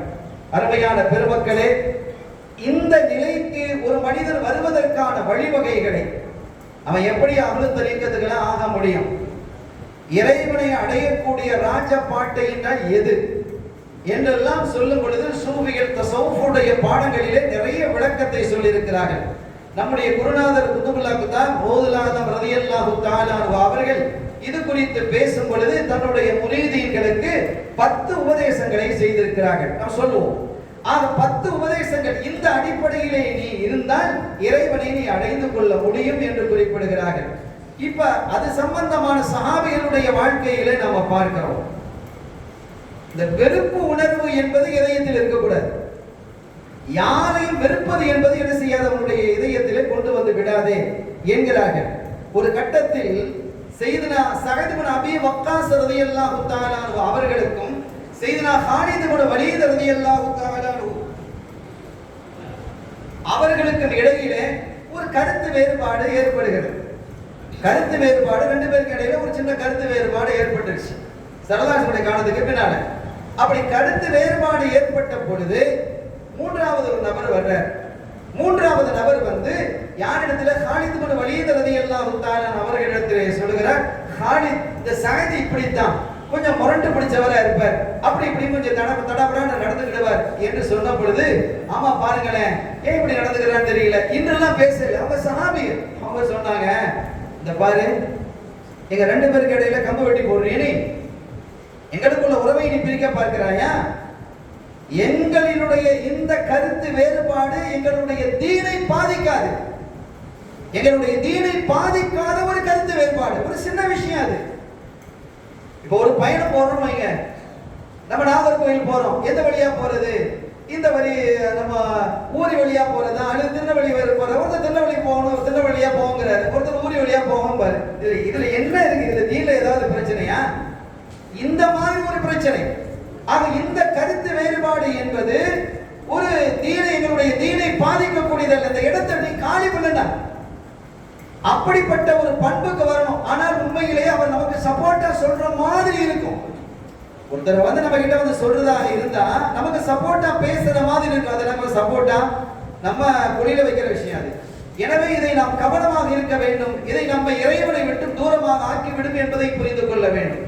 இதே ஹாலித் இப்னு வலீத் ரலியல்லாஹு தஆலா அவர்களை தலைமை தளபதியாக செய்தனா அபூபக்கர் சித்திக் ரலியல்லாஹு தஆலா அவருடைய காலத்துல நியமிக்கிறார். பாரசீகத்தில், இன்றைய ஈரான், அந்த பாரசீகத்திலே நுழைந்து அவர்கள் யுத்தம் செய்து கொண்டிருக்கிறார்கள். காலித் ரலியல்லாஹு தஆலா வந்துட்டாலே வெற்றி அப்படிங்கிற மாதிரி ஒரு எண்ணங்கள் உறுதியாகி கொண்டிருந்தது. இது உமர் ரலியல்லாஹு தஆலா அவர்களுக்கு பிடிக்கலைன்னா இறைவனுடைய மீது நம்பிக்கை வைக்க வேண்டிய நிலையில் காலித் தான் வெற்றியை தருகிறார் என்கிற மாதிரி நம்பிக்கைகள் இந்த மக்களுக்கு போய்விடுமோ என்று அஞ்சினார்கள். இப்ப உமர் ரலியல்லாஹு தஆலா அவர்களுடைய ஆட்சி காலம், அப்பமா அவங்க தான் தளபதியா இருந்து உள்ள போய்கிட்டே இருக்கிறாங்க. பாரசீகத்தினுடைய எல்லா பகுதிகளும் பிடிக்கப்பட்டு கடைசியாக இறுதி போருக்காக தயாராக இருக்கக்கூடிய நிலை. அது கடைசி போர். அது அப்ப அந்த போரோடு அதில் வெற்றி கொண்டு விட்டால், முஸ்லிம்கள் வெற்றி அடைந்தால், இனிமேல் முழு பாரசீகமும் முஸ்லிம்களுடைய கையில் தான். அங்கே கிடைத்த பொருள்களை பார்த்து, அந்த கனிமத்து பொருள்கள், யுத்த பொருள்கள் கிடைத்தது அல்லவா, அதெல்லாம் மதீனாவிற்கு கொண்டு வந்த பொழுது செய்தனா உமர் ரலியல்லாஹு அன்ஹு அழுதுட்டாங்க. இந்த பொருள்களை எல்லாம் பார்த்து அதிர்ந்து போனார்கள். கோடான கோடி மில்லியன்கள் அப்படிப்பட்ட மாணிக்கங்கள், மரகதங்கள், தங்கங்கள், வைரங்கள், வைடூரியங்கள் வந்து குவிந்து கிடந்தது. மழை போல குவிந்து கிடந்தது. ஒவ்வொருவரையும் கோடீஸ்வரராக ஆக்கக்கூடிய முஸ்லிம்கள் ஒவ்வொருத்தையும் கோடீஸ்வரர் ஆகிடும். அவ்வளவு பெரிய செல்வம் வந்து குவிந்தது. அப்படிப்பட்ட வந்துகிட்டே இருக்குது. வெற்றி வந்துகிட்டு இருக்குது. கடைசி யுத்தம் நடக்கக்கூடிய நிலையிலே செய்தனா உமர் ரலியல்லாஹு தஆலா அவர்கள் ஒரு கடிதத்தை கொடுத்து அனுப்புறாங்க. ஒரு சஹாபியினுடைய கையில கடிதத்தை கொடுத்து அனுப்புறாங்க. செய்தனா ஆமீர் ரலியல்லாஹு தஆலா என்று நினைக்கிறேன். அவங்க கையில கொண்டு வந்த அல்லது அப்துல் ரஹ்மான் இப்னு அவுஃப், இந்த ரெண்டு பேர்ல ஒரு அவங்க வந்து அஷரத்து முபஷ்ஷரான உள்ளவங்க. அவங்க கையில இருக்கக்கூடிய அந்த கடிதத்தை கொண்டு வந்து நீங்க காலிதிட்ட கொடுங்கன்னு விவரம் சொல்லி தான் அனுப்புறாங்க. யுத்த களத்துல நிக்கிறாங்க. காலித் இப்னு வலீத் ரலியல்லாஹு தஆலா கடைசி யுத்தம், பல 20-30 யுத்தங்களை சந்தித்து இதோடு பாரசீகம் முழுவதும் தன்னுடைய கையிலே வந்துவிடும் என்ற நிலையில் இருக்கும்போது, எவ்வளவு பெரிய போராட்டம், எவ்வளவு பெரிய பாக்கியமான செயல் அது. அந்த நிலையிலே அந்த யுத்த களத்தில் இருக்கும்போது இந்த சஹாபி வந்து கையில கொடுக்குறாங்க. காலித் இந்த மாதிரி அமீர் மோமினின் அனுப்புனாங்க. நாங்க கடிதத்தை பார்த்தா அதுல என்ன இருக்கு தெரியுமா? உங்களை நான் தலைமை பொறுப்பில் இருந்து விடுவிக்கிறேன், டிஸ்மிஸ் பண்றேங்கிறான். இந்த பொறுப்பை கடிதம் யார் கொண்டு வருகிறாரோ அவரிடத்துல ஒப்படைங்க. ஒப்படைத்து விட்டு ஒரு சாதாரண நபராக, ஒரு போராளியாக நீங்கள் அதில் கலந்து கொள்ள வேண்டும். கொஞ்சம் யோசிச்சு பாருங்க எப்படி இருக்கும் இது. அந்த இடத்துல நம்ம இருந்தா நம்ம எப்படி இருந்திருப்போம்? இன்னைக்கு ஒரு உதாரணம் சொல்றதாக இருந்தா, ஒரு கட்சியில சின்ன பிரச்சனை வருது, அவன் தனி கட்சியை துவங்கிடலாம். ஒரு தலைமை நிலையில உள்ளவன் இரண்டாவது கட்டத்தில் நிலையில உள்ளவனுக்கு அவனுக்கு பிரச்சனை வந்தா அவன் ஒரு கட்சி, அவன் ஒரு கட்சி. நம்ம பார்க்க இல்லையா எப்படி நப்சுக்கு அடிமையாகி போய் கிடக்கிறோம். ஆனால் காலித் இப்னு வலீத் ரலியல்லாஹு அன்ஹு செய்திருக்கக்கூடிய புரட்சியும் அவர்கள் செய்திருக்கக்கூடிய சேவையும் மகத்தானது, அளவிட முடியாதது. அப்படிப்பட்ட நிலையில் ஒரு கடைசி கட்டத்துல குறைஞ்சபட்சம் என்ன செஞ்சிருக்கலாம்? அமீர் மோமினின் இந்த கடைசி ஒரு போர், இதை நான் முடிச்சு கொடுத்துறேன் அப்படின்னா கேட்டுக்கலாமா இல்லையா? அப்படி கூட அவங்க கேட்கல. உடனடியாக அதிலிருந்து வெளியில வந்து அவங்க கையில ஒப்படைத்துட்டு, ஆனா ஒண்ணு சொன்னாங்க. அந்த சஹாபி இடத்துல சொல்றாங்க, சாஹிப் ரசூலுல்லாஹ், நான் என் மேலே பிரியம் கொண்டவங்க நிறைய பேர் இருப்பாங்க. தாபியன்கள் எவ்வளவு பேர் இருக்கிறாங்க. என் மேலே பிரியம் கொண்டவர்கள் இருப்பார்கள். அவர்களுக்கு அது ஒரு சங்கடத்தை தந்துவிடும். அந்த சங்கடம் என்பது நம்முடைய வெற்றிக்கு ஆப்பு வைக்கக்கூடியதாக அமைந்து விடக்கூடாது. எனவே இந்த செய்தி, நீங்கள் தான் தலைமை, உங்கள் தலைமை ஏற்றுக்கொண்டு அமீர் மோமினின் என்ன கட்டளையிட்டார்களோ அப்படி ஒரு சாதாரண பிரஜையாக, சாதாரண வீரனாக இந்த களத்திலே நான் நிற்பேன். எனவே நீங்க என்ன செய்ய தேவையில்லை, கவலைப்பட தேவையில்லை. ஆனா இந்த செய்தியை மக்கள் மன்றிலே நீங்கள் கொண்டு போய்விட வேண்டாம், முடிந்ததற்கு பிறகு சொல்லிக்கலாம். அதுவும் இந்த நலனுக்காகத்தான், வெற்றியை நோக்கி அப்படின்னு சொன்னாங்க. எவ்வளவு பெரிய பெருந்தன்மை உடையவர்களாக அவர்கள் திகழ்ந்திருக்கிறார்கள் என்பதை எண்ணி பார்க்கிறோம். அருமையான பெருமக்களே, அப்படிப்பட்ட பண்பாளர்களாக, இதய பக்குவம் பெற்றவர்களாக, நான் ஆரம்பத்திலே ஓதி காட்டிய மாதிரி, கத் அஃப்லஹ மன் ஸக்காஹா வ கத் ஹாப மன் தஸ்ஸாஹா, யார் அதை தூய்மைப்படுத்தினார்களோ, இதயத்தை யார் தூய்மைப்படுத்திக் கொண்டார்களோ அவர்கள் வெற்றி பெற்றார்கள். யார் அதனை அசுத்தப்படுத்திக் கொண்டார்களோ அவர்கள் தோல்வி அடைந்தார்கள். மனசு சொல்றதையெல்லாம் நம்ம கேட்கிறோம், நம்ம திரும்பி பார்க்கணும். இந்த பேச்சு எல்லாருக்குமானது, எனக்குமானது. நம்ம மனசு என்ன சொல்லுகிறதோ அதையெல்லாம் நம்ம கேட்கிறோம். ஒருவர் நம்மை குறித்து ஏதாவது பேசிவிட்டால் நமக்கு கோபம் வருகிறது, சங்கடம் வருகிறது. ஆனால் அதே சமயத்திலே சூஃபிகள் ஒரு அழகான விஷயத்தை சொல்லுவாங்க. இப்போ உதாரணமா ஒருத்தர் நம்ம குறித்து ஏசிச்சுட்டான் அல்லது விமர்சிச்சுட்டான், ஏதாவது தப்பு தவறா பேசிட்டான், நமக்கு கோபம் வருது. இது இயல்பு, மனிதனுடைய இயல்பு. ஆனால் சூஃபிகளுக்கு அப்படி வராது. அவங்க என்ன சொல்றாங்க, தெருவிலே ஒருவன் மாம்பழத்தை ஒரு பொருளை கூறி போறான், மாம்பழம் மாம்பழம்னு கூறி போறான், கொய்யா மீன் அப்படின்னு கூறி போறான், ஏதாவது ஒரு பொருளை வித்துக்கிட்டே போறான்னு வைங்க, தலையணை பெட்டு அப்படின்னு ஏதாவது ஒரு பொருளை வித்துக்கிட்டு போறான். அவன் கூவிக்கொண்டே போகும்போது அந்த சப்தம் நமக்கு ஏதாவது சங்கடத்தை தருகிறதா? ஏதாவது தருதா? இல்ல. யாருக்கு அந்த சங்கடத்தை தர போறது? அவன் பாட்டுல போறான், தேவைப்பட்டாம வாங்க, தேவையில்லைன்னா விட்டுருவாங்க. இதே போல உன்னை குறித்து யார் விமர்சித்தாலும் பேசினாலும் அது ஒரு சப்தம் என்பதை மாத்திரம் எடுத்துக்கொள். அது ஒரு சப்தம், அவ்வளவுதான். நீ உன்னுடைய பணியை நீ செய்து கொண்டே செல். நீ அதற்கு பதில் சொல்ல ஆரம்பித்தால் காலமெல்லாம் நீ பதில் சொல்லிக் கொண்டிருக்க வேண்டியது இருக்கும் என்று சூஃபிகள் பேசுவார்கள். எனவே நம்முடைய இதயத்தை பக்குவப்படுத்திக் கொள்வதற்கான வழிவகைகளை நம்முடைய பெருமக்களாகிய சூஃபிகள், ஆரிஃபீன்கள், ஆஷிகீன்கள், ஷேகுமார்கள் நமக்கு தெளிவுபடுத்தி தந்திருக்கிறார்கள் என்பதை இங்கே நாம் உணர்ந்து கொள்ள வேண்டும். எப்போதும் நம்மை பணிவாக ஸல்லல்லாஹு அலைஹி வஸல்லம் அடுத்த கட்டது அதுல ஸல்லல்லாஹு அலைஹி வஸல்லம் அவர்கள் சையதுல் முர்சலீன், முர்சலான நபிமார்களுக்கெல்லாம் லீடர். அதுக்கு மேல ஒரு ஆள் இல்லை, அதுக்கு மேல ஆள் இருக்கா? இல்லை. ஆனாலும் கூட அவங்க தன்னை அப்துன்னு சொல்வதில் தான் சந்தோஷமடைந்தார்கள். நான் ஒரு அடிமை என்று சொல்வதிலே அவர்கள் என்ன செஞ்சாங்க? சந்தோஷமடைந்தார்கள் என்பதை ஹதீஸ்களில் நம்ம பார்க்கிறோம். ஸல்லல்லாஹு அலைஹி வஸல்லம் அவர்களுக்கு அல்லாஹ் தஆலா ஒரு வாய்ப்பை கொடுக்கிறான்.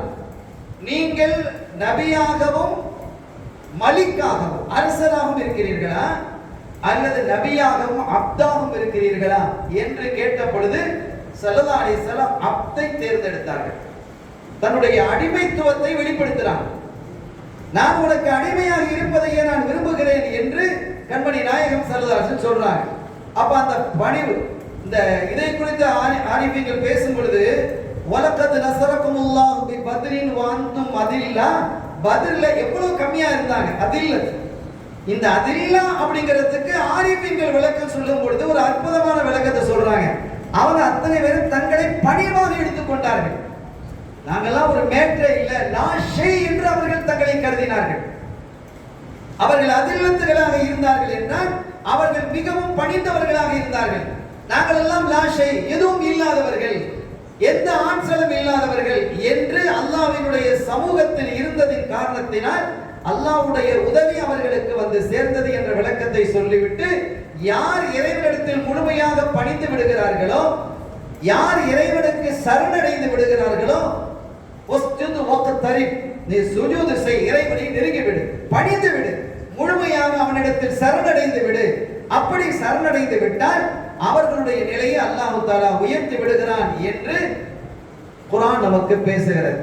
ஆக ஸல்லல்லாஹு அலைஹி வஸல்லம் அவர்களே கூட அவர்கள் என்ன செய்தார்கள்? தன்னை அப்து என்று சொல்வதில் தான் அவர்கள் சந்தோஷம் அடைந்தாங்க. இப்ப நம்ம ஜும்மா தொழுகிறோம், நம்ம ஊர்ல ஒரு வழக்கம் இருக்கு, தொழுகை முடிஞ்சவன் இலாஹி லஸ்துலில் ஃபிர்தௌஸ் யாஹ்லான்னு படிக்கிறோம். அதை நமக்கு படிப்பித்து தந்த அந்த பெருமகனார் பாருங்க எப்படி எழுதியிருக்கிறாங்க, இலாஹி என்னுடைய இறைவனே, நான் சொர்க்கத்துக்கு போகணும், ஆனா சொர்க்கத்துக்கு எந்த தகுதி எனக்கு இல்லைன்னு எழுதியிருக்கிறாங்க. இலாஹி லஸ்துலில் ஃபிர்தௌஸ் யாஹ்லா, சொர்க்கத்துக்கு செல்வதற்கான எந்த தகுதியும் என்னிடத்திலே இல்லை.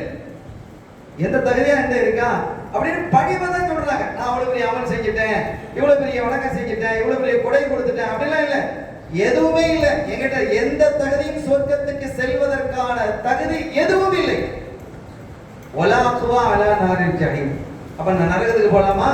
போக முடியாது, என்னால அதை சுமக்க முடியாது, என்னால தாங்க முடியாது. ஒலாக்குவா, என்னால் சக்தி பெற முடியாது. நரகத்தினுடைய அந்த வெப்பத்திலே தாழ முடியாமல் நான் சிக்கி போய் விடுவேன், நான் வெந்து போய் விடுவேன்.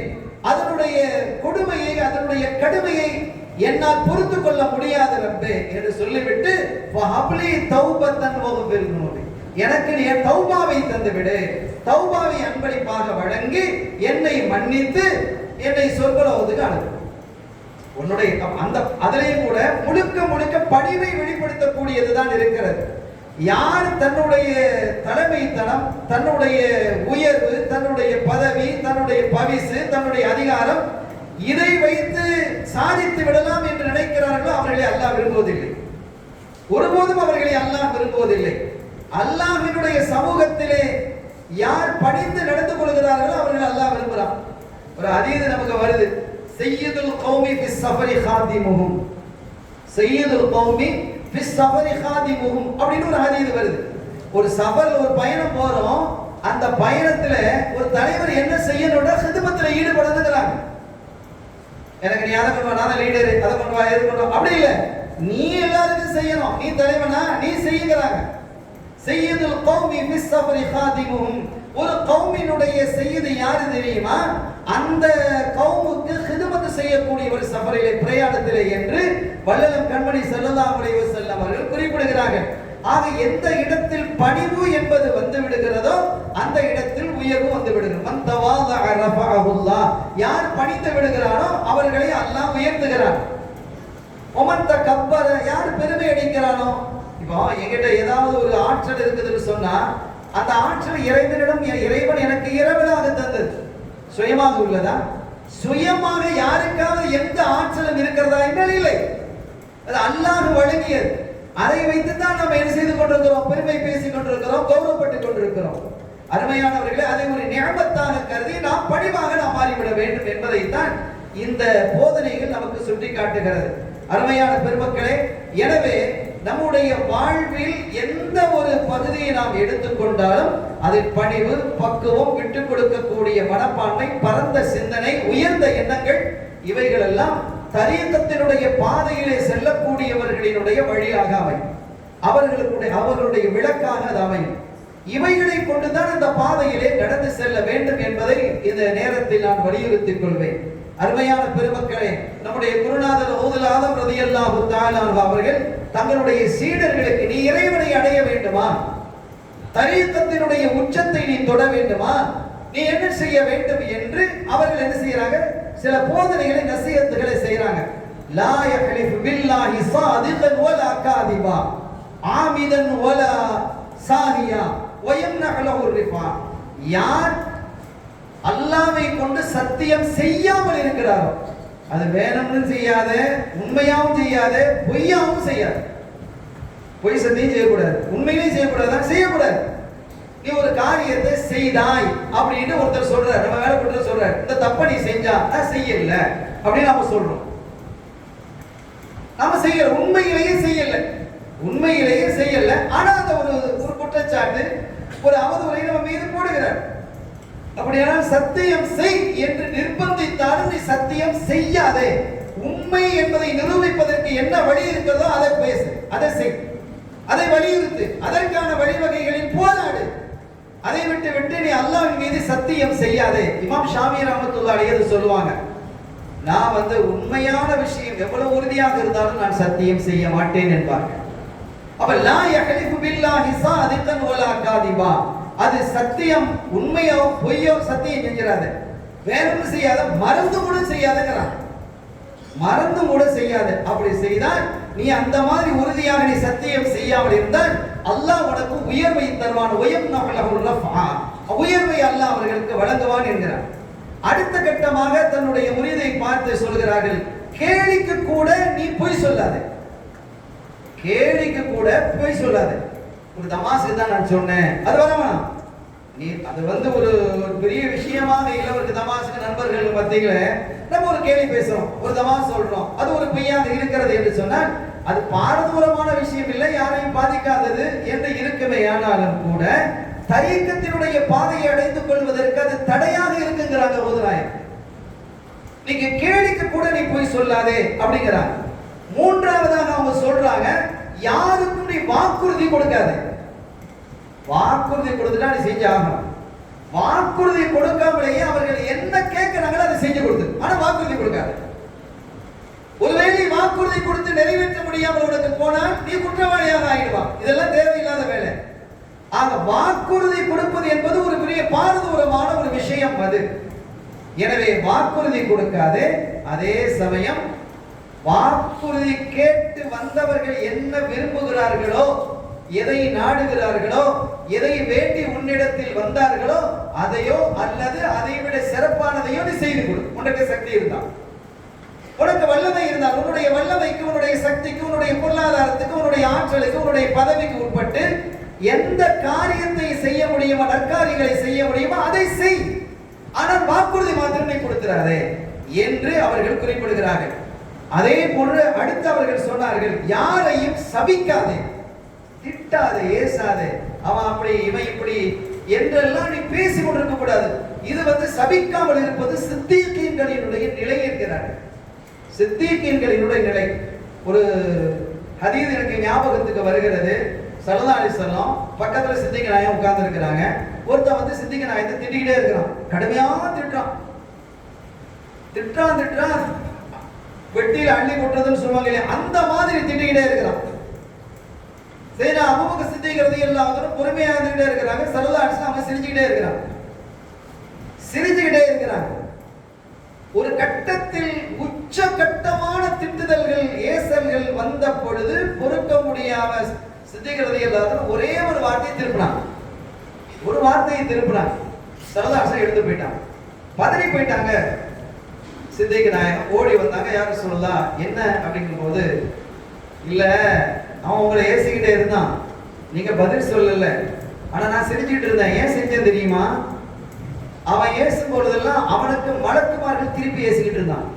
உங்களுக்கு பதிலா மலக்குமார்கள் ஏசிக்கிட்டே இருந்தாங்க, நானும் செஞ்சுக்கிட்டு இருந்தாங்க. அதை பார்த்து நான் சிரிச்சுக்கிட்டே இருந்தேன். எப்ப நீங்க திரும்பினீங்களோ அவங்க போயிட்டாங்க. எப்ப நீங்க உங்களுடைய வாயால அவனுக்கு பதில் சொல்ல ஆரம்பிச்சீங்களோ அப்ப அவங்க போயிட்டாங்க என்று அவர்கள் குறிப்பிடுகிறார்கள். ஆக சித்தீகீன்களினுடைய நிலை என்பது யாரையும் ஏசுவதில்லை, சபிப்பதில்லை, திட்டுவதில்லை. ஒருபோதும் என்னுடைய முரீதே அதை நீ செய்து விடாதே என்கிறார்கள் நம்முடைய குருநாதர் குதுபுல் அக்தாபுல் ஆலம் சையதுனா முஹியுத்தீன் அப்துல் காதர் ஜீலானி ரலியல்லாஹு தஆலா அவர்கள்.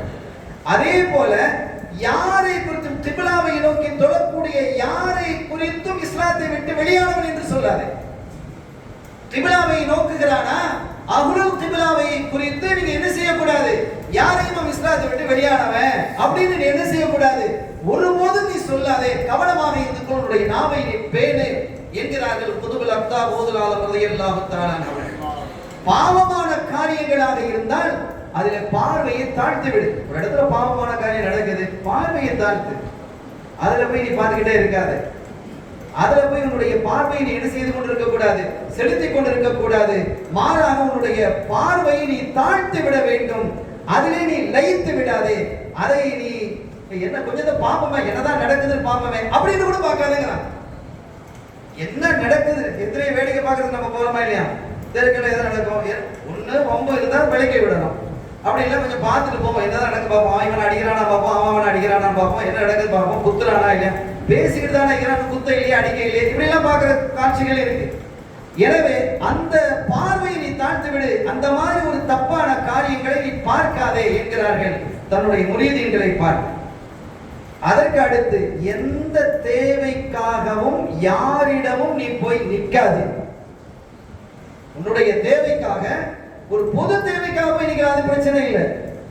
பொது விஷயத்துக்காக நீங்க போலாம். ஆனா உன்னுடைய தேவைக்காக நீ யாருடைய வாசலில் போய் நிற்க கூடாது. அப்படி போய் நிற்பேயானால் ஒரு கட்டத்துல இன்னொரு கட்டத்துல சரதான் சொல்றாங்க, நீ கை நீட்ட ஆரம்பித்து விட்டால் ஃபக்ருடைய பாபை அல்லாஹ் திறந்து விடுவான், ஏழ்மையுடைய பாபை திறந்துடுவான், அல்லாஹ் பாதுகாப்பான. நீ சில பேர் இந்த ஜகாத்துடைய விஷயங்கள்ல கூட நம்ம பார்க்கிறோம். ஒருத்தர் கொஞ்சம் காலத்துக்கு முன்னால ஜகாத்துடைய விஷயத்தை கேட்டு வரும் பொழுது நான் அவங்களுக்கு கொடுக்கணும் எழுதி வச்சிருக்கிறேன், இவங்களுக்கெல்லாம் ஜகாத்தை நான் கொடுக்குறேன் அப்படின்னு சொல்றேன். அதுல நான் ஒரு ஆளை பார்க்கிறேன். சொன்னா இவங்களுக்கு எப்படி நீங்க ஜகாத்து கொடுக்குறீங்க, இவங்க நல்ல நிலையில தானே இருக்கிறாங்க, ஒரு கட்டத்துல இவங்க கஷ்டத்துல இருந்தாங்க, இப்ப நல்ல நிலையில இருக்கிறாங்க, அவருடைய மகன் நல்ல ஜாப்ல இருக்கிறாரு, நிறைய சம்பாதிக்கிறாரு. அப்படி இருக்கும்போது நீங்க எப்படி அவருக்கு நீங்க ஜகாத்து கொடுக்கலாம், அவர் ஜகாத்து வாங்குவதும் ஹராம், நீங்கள் கொடுப்பதும் செல்லுபடி ஆகாது அப்படின்னு சொல்லும் பொழுது, இல்ல அது வளமையாயிடுச்சு. ஜகாத்துங்கிறது வளமைக்கா ஏழ்மைக்கா? நீங்க யோசிக்க, நீங்க அல்லாஹ்விடம் போய் பதில் சொல்லணும். அவர் எப்படி வாங்கலாம்? இல்ல நம்ம கொடுக்க இல்லைன்னு சொன்னா ஒரு கட்டத்துல சில பேர் இதே மாதிரி சொன்னாங்க, நான் நிறுத்தினேன், ஏன்னா வளமையா தரதை ஏன் நிறுத்துறீங்க அப்படின்னு கேட்டு அனுப்பிட்டாங்க. அப்படிலாம் என்ன செய்றாங்க சொல்றாங்க. அப்ப இது இந்த மாதிரி இப்ப நாம ஒரு கட்டத்தில் அப்படி இருந்தவர்களை இப்போது நான் பார்க்கிறேன். சமீபத்தில் நான் அவர்களை பார்க்கிறேன். அவர்கள் மிகுந்த ஏழ்மையில் இருக்கிறாங்க. இப்ப ஜகாத்துக்கு தகுதியிலும் தகுதி உள்ளவங்க மாறி போயிட்டாங்க. அப்படி வாங்கணும் கொடுத்தவர சொல்லல. அருமையான பெருமக்களே, ஸல்லல்லாஹு அலைஹி வஸல்லம் அவர்களுடைய வார்த்தைகள் அத்தனையும் ஹக்கானது. எனவே நீ தேவை யாருமே அவர்களுக்கு என்ன செய்யாதே, உன்னுடைய யாருடைய வாசலில் நிற்காதே. இறைவனுக்கு நீ உழைத்து சாப்பிடு. உனக்கான முயற்சிகளை ஜுஹூத் என்ன இருக்கிறதோ அதெல்லாம் செய். அதற்காக உன்னுடைய தேவைக்காக பெருநிலத்தில் போய் நிற்காதே என்கிறார்கள் நம்முடைய குருநாதர் ரலியல்லாஹு தஆலா அவர்கள். அடுத்து அவங்க சொல்றாங்க, எதிர்பார்க்காத. நமக்கு எப்படியும் நம்ம இது செஞ்சுட்டா அது கிடைக்கும், நம்ம இதை கொஞ்சம் இந்த காரியத்தை செஞ்சுட்டா இந்த வசதிகள் நமக்கு வந்து சேர்ந்துடும் என்ற எதிர்பார்ப்பு. இதெல்லாம் இயல்பான காலத்து நடைமுறைகளில் இருக்கக்கூடிய ஒன்று. இன்றைய நடைமுறை என்ன அற்புதமான போதனை. இதெல்லாம் விரித்து பேச வேண்டிய விஷயங்கள். நான் சுருக்கமாக சொல்கிறேன். கண்ணியத்திற்குரியவர்களே, எதிர்பார்க்காதே. நீ யாரையும் எதிர்பார்க்காதே. நீ நல்ல காரியங்களை செய்தால் அது அல்லாஹ்வுக்காக இருக்கட்டும், இந்த சமூகத்தினுடைய உயர்வுக்காக இருக்கட்டும், நலனுக்காக இருக்கட்டும், மக்களினுடைய பாதுகாப்புக்காக இருக்கட்டும், செஞ்சுட்டே போ. ஆனா அதுக்கு பிரதிபலனை எதிர்பார்க்காத. ஒரு கட்டத்தில் என்ன சொல்றாங்க, அல்லாஹ்விடத்துல கூட நீ பிரதிபலனை எதிர்பார்க்காதேங்கிறான். அவன் உனக்கு தருவான். அது உச்ச நிலைக்கு வரும் பொழுது அல்லாஹ்விடத்துல சூஃபிகள் இருக்கிறாங்க, எதையுமே அல்லாஹ்விடத்துல கேட்கறது இல்லை.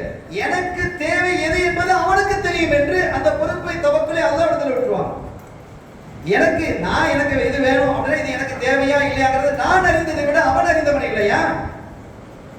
எனவே யாரையும் எதையும் எதிர்பார்க்காதே, எதிர்பார்த்து ஒரு காரியத்தை செய்யாதே என்று தன்னுடைய முரீதீன்களினுடைய மத்தியில் குருநாதர் அவர்கள் ரலியல்லாஹு தஆலா அவர்கள் சொல்லிட்டு சொல்றாங்க, எப்ப நீ எதிர்பார்க்கிறாயோ, அது நீ எதிர்பார்க்காமல் இருக்கிறாயோ, யாரையும் எதிர்பார்க்காமல் இருக்கிறாயோ, இந்த பண்புக்கு நீ வந்து விட்டால் அது ஜுஹுதுடைய வாசலை திறந்துவிடும். எதுவும் மீது உனக்கு ஆசை இருக்காது. உன்னுடைய ஆசை எல்லாம் இறைவனாகத்தான் இருக்கும். அல்லாஹ்வை அன்பிப்பதில் தான் இருக்கவே தவிர வேறு எதுவும் இருக்காது என்று அவர்கள் குறிப்பிடுகிறார்கள். கடைசியாக அந்த போதனைகளை அவர்கள் சொல்லும் பொழுது, ரப்பை குற்றம் சொல்லி விடாதே, அல்லாஹ்வை குற்றம் சொல்லி விடாதே. அல்லாஹ்வை யாரா குற்றம் சொல்லுவாங்களா? குற்றம் சொல்றதுன்னா எப்படி? இப்ராஹிம் அலைஹிஸ்ஸலாம் அவருடைய காலத்தில் 70 வயதை கடந்து விட்ட ஒரு மனிதர் வந்து, நான் இப்படி கஷ்டப்படுறேன், ஒரு சோதனையில மாட்டிக்கிட்டேன், அல்லாஹ் என்னை இப்படி சோதிச்சுட்டான் அப்படின்னு வந்து என்ன செய்யறாங்க, முறையிடுறாங்க. இந்த சோதனை உங்களுக்கு இதற்கு முன்பாக வந்திருக்கிறதா அப்படின்னு கேட்கிறாங்க. கலீலுல்லாஹ் கேட்கிறாங்க. இல்ல எனக்கு வரல, இது வரைக்கும் நான் நல்லா தான் இருந்தேன், இப்பதான் அந்த புதுசா சோதனை வந்திருக்கு, என்னால தாங்க முடியல அப்படின்னு அவங்க சொன்னாங்க. இந்த 70 வருஷமா உனக்கு அல்லாஹ் ஹைர தந்திருக்கிறானே, நான் ஹைரா இருக்கிறேன், நல்லா இருக்கிறேன், நான் சிறப்பா இருக்கிறேன், நான் கௌரவமா இருக்கிறேன் அப்படின்னு ஊர்முறை சொல்லிட்டு இருந்தியா? நீ இதை சொன்னியா? இல்ல. இந்த ஒரு சின்ன சோதனை வந்தவனே தூக்கிட்டு ஊர்முறை சொல்லிட்டு இருக்கிறானே, இது நன்றி கெட்டத்தனம் இல்லையா என்று சையதுனா இப்ராஹிம் கலீலுல்லாஹ் அலைஹிஸ்ஸலாத்து வஸ்ஸலாம் அவர்கள் குறிப்பிட்டார்கள். இதுதான் ரப்ப குறை சொல்றது. என்ன தெரியல, ஒரே நமக்கு அல்லாஹ் நோயை தந்துட்டு இருக்கிறானே, இப்படி மழை பெஞ்சிட்டு இருக்குது, இப்படி வெயில் அடித்துக் கொண்டிருக்கிறது, இதெல்லாம் இறைவனை குறை சொல்வதாக சூஃபியாக்கள் பார்க்கிறாங்க. அட எப்ப எங்க மழை பெய்ய வைக்கணும், எவ்வளவு பெய்ய வைக்கணுங்கிறது அல்லாஹ்வுக்கு தெரியும். உனக்கு அது அதிகமாக படுதா, இறைவா எங்களுக்கு பாதுகாப்பு தான், இந்த மழையை வேறு புறத்தில் பெய்ய வைன்னு அது கேட்டுட்டு போ. இதனை இவ்வளவு மழை பெஞ்சிட்டு இருக்குது, இவ்வளவு வெயில் அடிக்குது, வேலை தாங்க முடியலப்பா என்றெல்லாம் பேசுவதே ரப்பை குறை சொல்லுவதுதான் என்று அவர்கள் பாடம் படித்து தருகிறார்கள். அருமையான பெருமக்களே, இப்படி ஒரு அற்புதமான போதனையை நம்முடைய குருநாதர் தன்னுடைய பிள்ளைகளுக்கு தரீகத்தினுடைய பாதையிலே, அந்த சுலூக்கிலே நடந்து வரக்கூடியவர்களுக்கு அற்புதமான போதனையை தந்திருக்கிறார்கள்.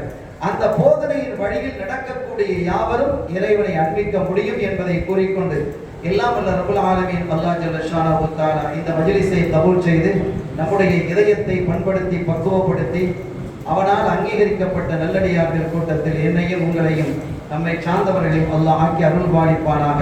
பிஹக்கி ஹபீபிஹி ஸல்லல்லாஹு அலைஹி வஸல்லம். எல்லாம் வல்ல அல்லாஹ்வின் அருளையும் ஸல்லல்லாஹு அலைஹி வஸல்லம் உடைய ஷஃபாத்தை பெறுவோமாக. வாய்ப்பளித்தமைக்கு நன்றி. وآخر دعوانا الحمد لله رب العالمين والسلام عليكم ورحمة الله وبركاته.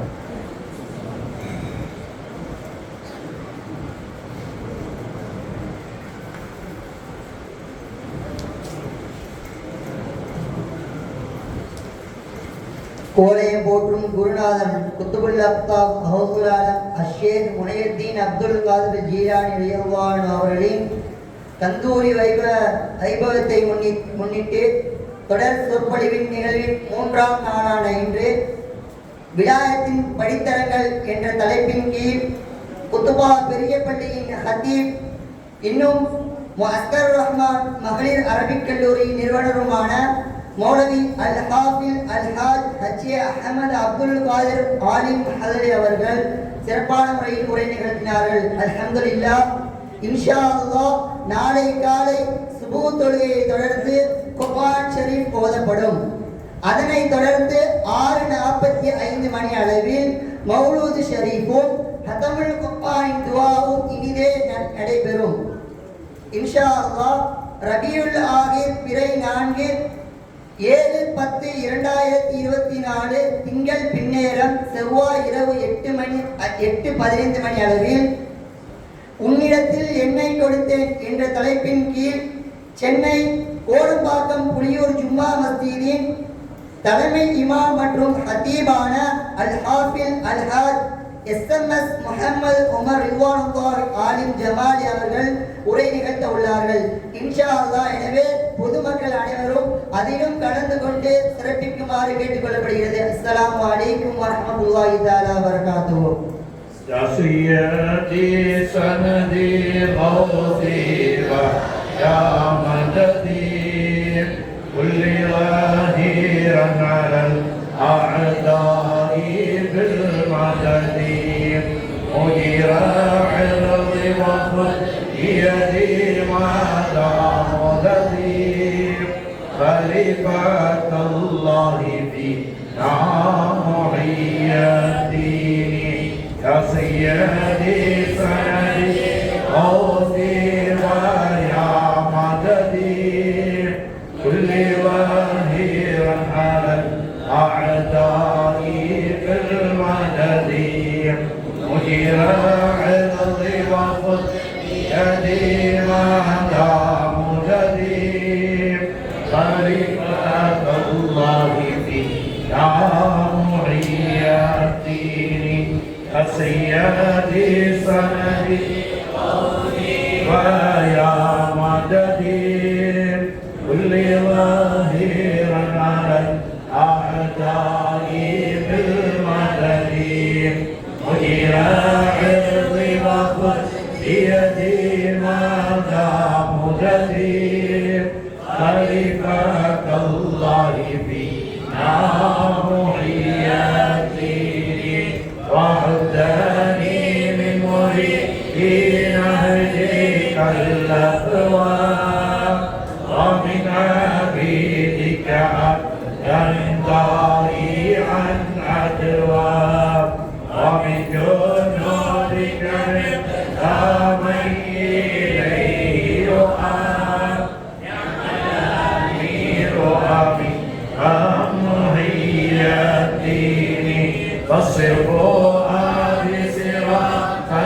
عنك صارفه والله أعتقه وأنت مالكه ونجيه من غضب فيها مهالكه سلطان كل ولي محيي الدين صلى الإله مدى الغوث الأعظم الطاهر على محمد العالي لخير مقام وآله والذين والشعب أقام فصله يشفع لي يا محيي الدين والتابعين له مؤسس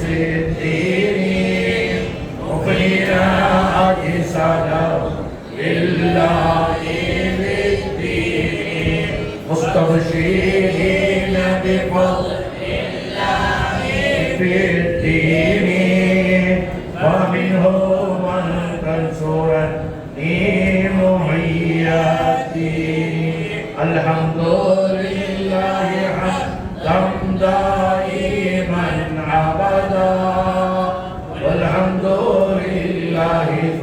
والحمد لله الحمد لله رب العالمين على ما كان يلهمني الحمد لله مولاي صل وسلم دائما على حبيبك خير الخلق كلهم. الفاتحة. أعوذ بالله من الشيطان الرجيم. بسم الله الرحمن الرحيم. الحمد لله رب العالمين الرحمن الرحيم مالك يوم الدين إياك نعبد وإياك نستعين صراط المستقيم صراط الذين أنعمت عليهم غير المغضوب عليهم ولا الضالين آمين. بسم الله الرحمن الرحيم. قل هو الله أحد الله الصمد لم يلد ولم يولد ولم يكن له كفوا أحد. بسم الله الرحمن الرحيم. قل هو الله أحد الله الصمد لم يلد ولم يولد ولم يكن له كفوا أحد. بسم الله الرحمن الرحيم.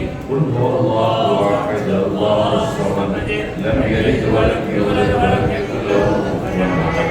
بسم الله الرحمن الرحيم. قل أعوذ برب الفلق من شر ما خلق ومن شر غاسق إذا وقب ومن شر النفاثات في العقد ومن شر حاسد إذا حسد. بسم الله الرحمن الرحيم. قل أعوذ برب الناس ملك الناس إله الناس من شر الوسواس الخناس الذي يوسوس في صدور الناس من الجنة والناس. آمين. لك الحمد لك الشكر يا الله. اللهم صل على سيدنا محمد وعلى آل سيدنا محمد وبارك وسلم عليه. اللهم صل على سيدنا محمد صلاة تنجينا بها من جميع الأهوال والآفات وتقضي لنا بها جميع الحاجات وتطهرنا بها من جميع السيئات وترفعنا بها عندك على الدرجات وتبلغنا بها أقصى الغايات من جميع الخيرات في الحياة وبعد الممات إنك على كل شيء قدير.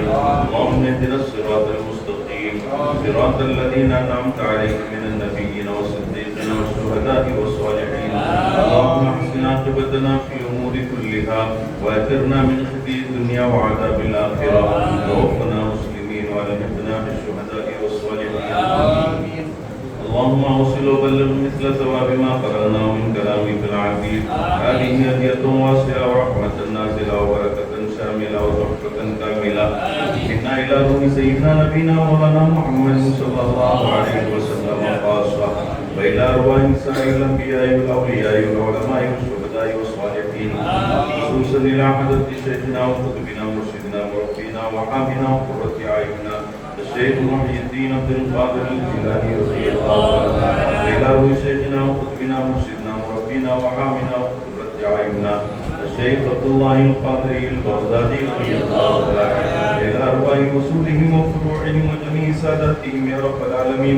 اللهم زد لهم فضلا على فضلهم درجة على درجتهم كرامة على كراماتهم يا رب العالمين. اللهم انصرنا بنصرتهم واحمنا بحمايتهم وامددنا بمددهم يا رب العالمين. اللهم اقض حاجاتنا وتمم نياتنا وحسن مقاصدنا وادفع بلياتنا واشف امراضنا بحق هؤلاء الشرفاء الكرماء المقبولين.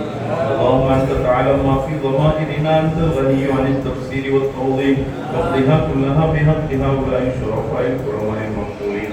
ربنا اتنا في الدنيا حسنه وفي الاخره حسنه وقنا عذاب النار. ربنا ظلمنا انفسنا وان لم تغفر لنا وترحمنا لنكونن من الخاسرين.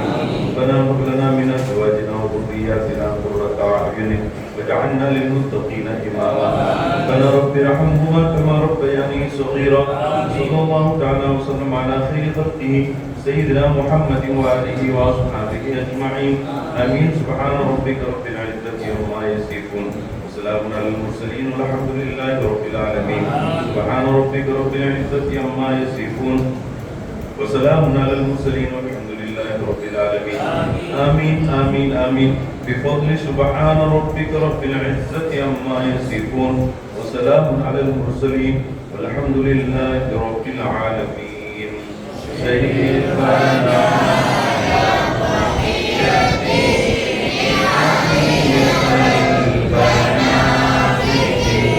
நீங்கள்